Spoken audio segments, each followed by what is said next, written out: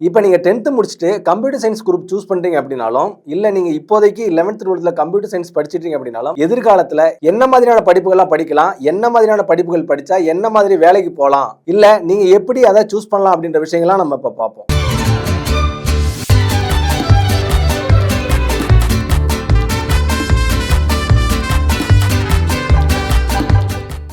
11th 12th computer science group எடுத்து படிக்கிறவங்க mostly choose பண்றது பாத்தீங்கன்னா சாஃப்ட்வேர் இன்ஜினியர் இல்லனா வெப் டெவலப்பர் இல்ல ஆப் டெவலப்பர் இந்த மாதிரியான படிப்புகளை தேர்ந்தெடுக்கிறாங்க. இன்னைக்கு ரொம்ப வேகமா வளர்ந்து வர துறை எதுன்னு பாத்தீங்கன்னா ஐடி தான். இந்த மாதிரியான ஐடி செக்டார்ல நீங்க வேலை செய்யும் போது உங்களுக்கு ஹை பேயிங் ஜாப் கண்டிப்பா கிடைக்கும். நீங்க இந்த கம்ப்யூட்டர் சயின்ஸ் குரூப் எடுத்து படிக்கும்போது டேட்டா சயின்ஸ் ஓரியன்டான படிப்புகளும் படிக்க முடியும். நீங்க டேட்டா சயின்டிஸ்ட் படிப்பை எடுத்து படிக்கும்போது அந்த படிப்பை படிச்சாக்க நீங்க ஃபியூச்சர்ல டேட்டா சயின்டிஸ்ட் ஆகுறீங்க அப்படின்னா நீங்க அந்த நிறுவனத்தோட தரவுகள் ஆராய்ச்சி முடிவெடுக்கிறதுக்கு ரொம்ப உதவும். இதுக்கு மேக்ஸ் ரொம்ப முக்கியம். நீங்க சைபர் செக்யூரிட்டி அனலிஸ்ட் படிப்பும் படிக்கலாம். இந்த சைபர் செக்யூரிட்டி சம்பந்தமான படிப்புகளை படிக்கும் பொழுது கம்ப்யூட்டரை ஹேக் பண்றது இல்ல ஆன்லைன் திருட்டு இந்த மாதிரியான விஷயங்களை தடுக்கிறதுக்கு உண்டான வேலைகளை நம்ம செய்ய முடியும். நீங்க வெப் டிசைனிங் படிக்கிறீங்க அப்படின்னா நீங்க ஒரு வெப்சைட்டை கிரியேட் பண்ண முடியும். அது எப்படி செயல்படுது அப்படின்றத கவனிக்க முடியும். இந்த மாதிரியான வேலைகளை நீங்க செய்ய முடியும். நீங்க கம்ப்யூட்டர் சயின்ஸ் மட்டும் இல்லாம பிசிக்ஸ், கெமிஸ்ட்ரி இந்த மாதிரியான சப்ஜெக்டும் சேர்ந்து படிக்கும் பொழுது நீங்க ரோபோட்டிக்ஸ்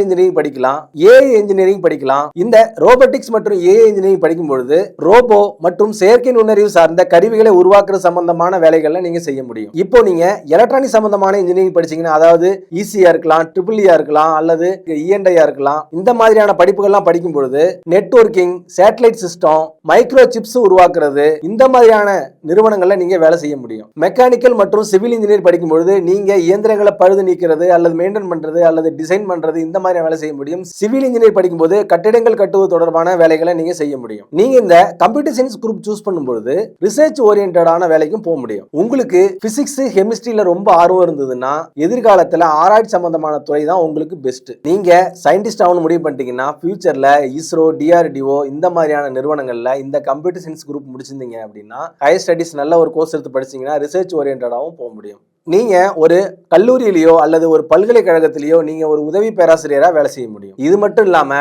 பேங்கிங், பைனான்ஸ், மேனேஜ்மெண்ட் சம்பந்தமான படிப்புகளும் நீங்க படிக்க முடியும். நீங்க பினான்சியல் அனலிஸ்ட் படிப்பு படிக்கும் பொழுது ஒரு நிறுவனத்தோட பணம் மற்றும் அதை எங்க முதலீடு செய்யலாம் இந்த மாதிரியான விஷயங்களை நிர்வகிக்கிறது தொடர்பான வேலைகளை நீங்க செய்ய முடியும். கம்ப்யூட்டர் சயின்ஸ் குரூப் எடுத்து படிச்சவங்க நீங்க சிஏவும் படிக்க முடியும். சிஏ படிச்சுட்டு நல்ல ஒரு ஆடிட்டராகவும் ஆக முடியும். நீங்க ஒரு வங்கி அதிகாரியாகவும் ஆகலாம். வங்கி கணக்கு மற்றும் தரவுகளை மேலாண்மை செய்யக்கூடிய வேலைகளை நீங்க செய்ய முடியும். நீங்க BCom, BBA, BSc mathematics, integrated MBA இந்த மாதிரியான படிப்புகளும் படிக்க முடியும். அது மட்டும் இல்லாம நீங்க கவர்மெண்ட் வேலைக்கு போகணும்னு முடிவு பண்ணிட்டீங்க அப்படின்னா டிஎன்பிசியும் எழுத முடியும், யூபிஎஸ்சி எக்ஸாம் எழுத முடியும். யூபிஎஸ்சி எக்ஸாம் எழுதினா ஐஏஎஸ், ஐபிஎஸ், ஐஎஃப்எஸ் இந்த மாதிரியான கேடர்ல ஒர்க் பண்ண முடியும். நீங்க பேங்க் எக்ஸாம் எழுதி அதுல பாஸ் பண்ணிட்டீங்க அப்படின்னா பொதுத்துறை வங்கியில வந்து பாத்தீங்கன்னா நீங்க ஒரு உயரதிகாரியா ஆக முடியும். ரயில்வே, எஸ்எஸ்சி இந்த மாதிரி அரசோட பல்வேறு துறைகள்ல உங்களுக்கான வேலை வாய்ப்பு கொட்டி கிடக்கு. இப்போ நாம சுருக்கமா எந்த துறையை தேர்ந்தெடுக்கலாம், எந்த துறையை தேர்ந்தெடுத்தா என்ன மாதிரி படிக்கணும், என்ன மாதிரி படிச்சா என்ன மாதிரியான வேலை வாய்ப்புகள்லாம் கிடைக்கும் அப்படின்ற விஷயங்களை நம்ம சுருக்கமா பார்க்கலாம்.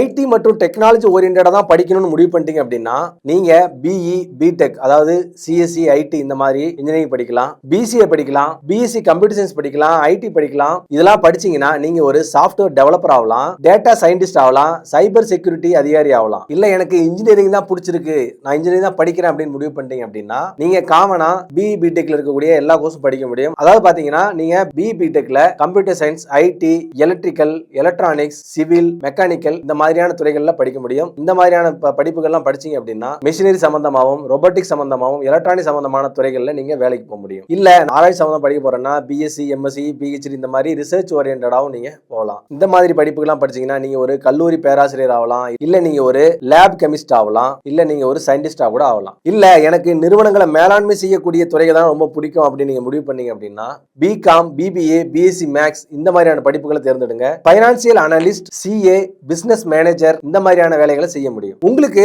புரோகிராமிங் மற்றும் கோடிங்ல ரொம்ப ஆர்வம் இருந்தா ஐடி துறைக்கு போக முடியும். உங்களுக்கு மேக்ஸ் மற்றும் லாஜிக்கல் திங்கிங்ல ரொம்ப ஆர்வம் இருந்தா இன்ஜினியரிங் அல்லது நிதித்துறைக்கு போகலாம். ஒரே ஒரு குரூப் தான், ஆனா ஓபன் ஆகிறது லட்சக்கணக்கான வழிகள். இதுல நீங்க எந்த துறைக்கு போகணும்னு ஆசைப்படுறீங்கன்றத கமெண்ட் பாக்ஸ்ல மறக்காம கமெண்ட் பண்ணுங்க. உங்களுடைய நண்பர்கள் யாராவது 10th முடிச்சுட்டு அடுத்தது 11th 12th எந்த குரூப் தேர்ந்தெடுத்தா என்ன மாதிரியான வேலைக்கு போகணும்னு தெரியாம இருக்காங்களா? அதே மாதிரி 11th 12th கம்ப்யூட்டர் சயின்ஸ் படிச்சுட்டு அடுத்தது என்ன டிகிரி படிச்சா என்ன மாதிரியான வேலைக்கு போகலாம், எதிர்காலத்துல நம்ம என்னவா ஆக முடியும் அப்படின்ற விஷயங்கள்லாம் தெரியாம இருக்காங்கன்னா அவங்களுக்கு இந்த வீடியோவை மறக்காம ஷேர் பண்ணுங்க, லைக் பண்ணுங்க. உங்களுக்கு எந்த துறை பிடிச்சிருக்கு அப்படின்றத கமெண்ட் பாக்ஸ்ல மறக்காம கமெண்ட் பண்ணுங்க. நீங்க 12th முடிச்சுட்டு உங்களுக்கு கம்மியான கட் ஆஃப் இருக்கு அப்படின்னா உங்களுக்கு பிடிச்ச கோர்ஸை உங்களுக்கு பிடிச்ச காலேஜ்ல படிக்கணும்னு ஆசைப்பட்டீங்கன்னா ஸ்கிரீன்ல தெரியுற எங்களுடைய நம்பருக்கு கால் பண்ணுங்க. அட்மிஷன் தொடர்பான சந்தேகங்களுக்கு நாங்க கண்டிப்பா உதவி பண்றோம். நன்றி.